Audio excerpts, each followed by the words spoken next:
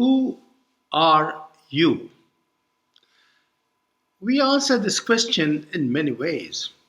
We can just say our name, our family name, where we come from, what we do, our titles, qualifications, etc. But is this enough to say who we are? I will always remember a poor elderly shepherdess tending her flock of sheep in the countryside. She helped me make one of the greatest revelations in my life. For me, you see, all those sheep were just that, a herd of sheep. But for the shepherdess, they were infinitely much more than just a herd of sheep. She started speaking to me about each sheep and each lamb as if they were her children. Each one had its unique name, character, life story, and she would recount the adventures, sicknesses, pranks, character of this and that sheep. She knew them each by name. Her greatest worry was that she herself now needed to be hospitalized for some treatment. And she was confiding her worries with me.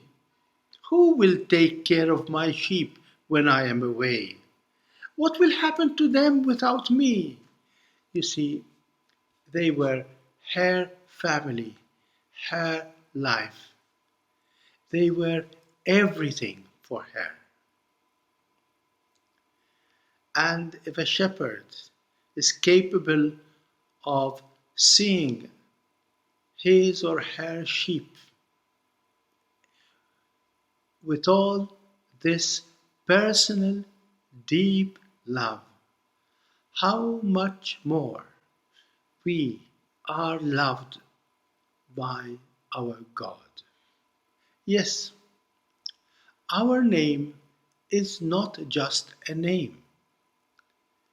Our name changes its meaning and value according to who calls out your name. It's one thing when a traffic warden asks for your name when booking you for a traffic infraction, and a completely different thing when a friend calls you. And yet, another thing when your mom or someone who loves you dearly pronounces your name. Can you still hear the way your mom pronounced your name when she called you for supper? Or when you were sick in bed, or when as a little child you climbed up on her lap to show her where you had just been hurt? How did she pronounce your name then? Can you still hear the way your dad called out your name to give you your weekly pocket money or to bring out a surprise gift on your birthday? Have you ever stopped to think why so many lovers' names have been etched on tree trunks and painted on walls or written on the icing of a wedding or a birthday cake? Have you ever stopped to just be aware of your feelings deep inside you when your name comes up in somebody else's mouth in a tender moment, and in contrast, in an angry moment? What's in a name? And the simple, most challenging answer is you. What makes your name so precious is who and how the one calling you is pronouncing your name. In today's readings, we are invited to stop and take time to realize the preciousness of who we are in God's eyes. It is He who called us into our existence. It is He who created us in the depths of His loving heart to be, to become who we really are. It is His love that gives meaning to our name. Have you ever stopped to listen to Him calling you from the very depths of who you are really for Him? God is the divine lover.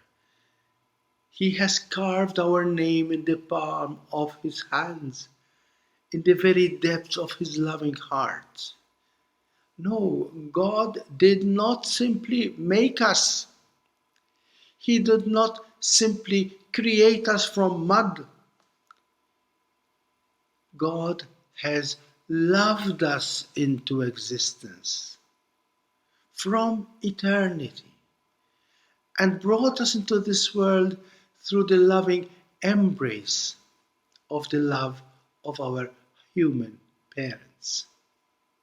No, we are not precious just because of our gifts or talents or abilities.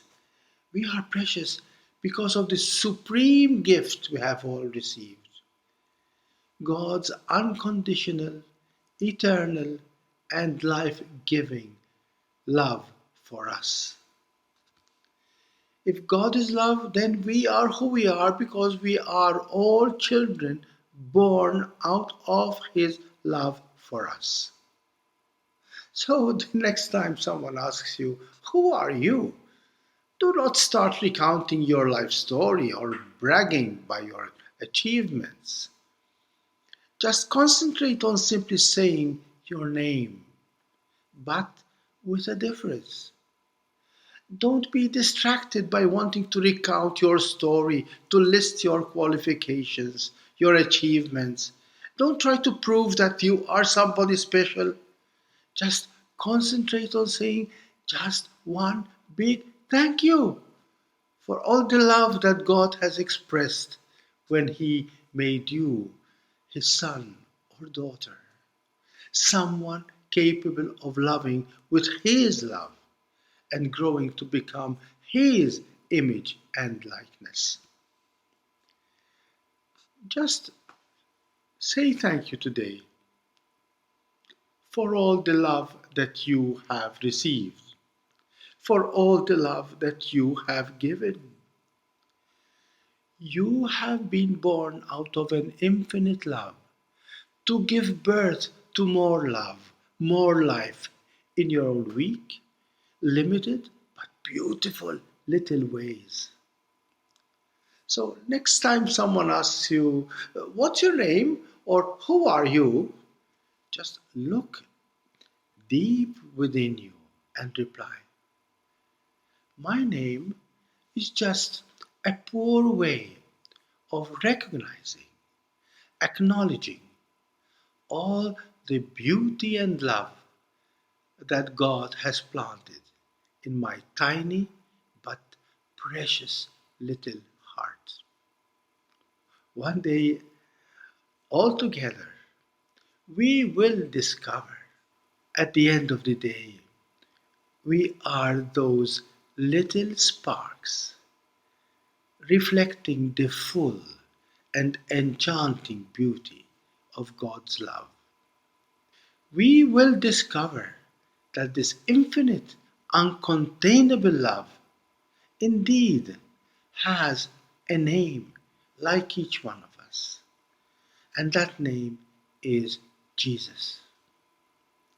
It is thanks to Him, it is in Him that we discover who we really are, all sons, daughters, and children of God. God bless you and thank you.